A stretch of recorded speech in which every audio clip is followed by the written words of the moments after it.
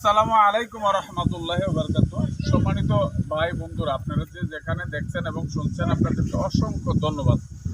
আমি জানাই আপনাদেরকে এই জন্যই যে আমি আজকে আপনাদের সাথে দেখাবো এবং শেখাবো যে গাছগুলো আপনাকে দেখছেন এটাকে বলা হয়, এই গাছটাকে বলা হয় তাল গাছ। এই তাল গাছের কাজ কি?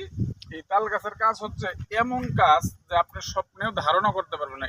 এই গাছের এই গাছের যে আপনি এই মাছ আছে, যে এই যে আপনি এখানে দেখেন, এই গাছের যে মাছ আছে একটু কেটে নেবেন।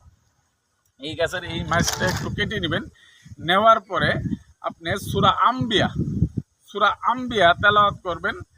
এখানে সূরা আম্বিয়া 3 বার করে তেলাওয়াত করবেন, কিংবা সূরা আম্বিয়ার যে নকশাটা আছে বা সূরা আম্বিয়ার লিখে আর এটার সাথে একটু ভরে আপনি যদি কোমরে রাখতে পারেন, আপনার দুশ্চিন্তা এবং ঘুমের মধ্যে অনিদ্রা হয়, মানে আপনার ঘুম আসে না।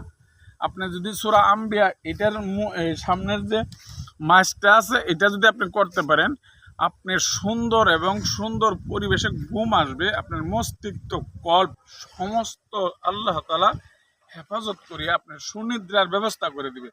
কখনোই আপনি এই ঘুমের জন্য আপনি ট্যাবলেট খাইতে হবে না, শুধুমাত্র কুরআনুল কারীমের আশ্রয় নেন, তাহলে আপনি অবশ্যই একটাই করতে পারবেন। আসসালামু আলাইকুম।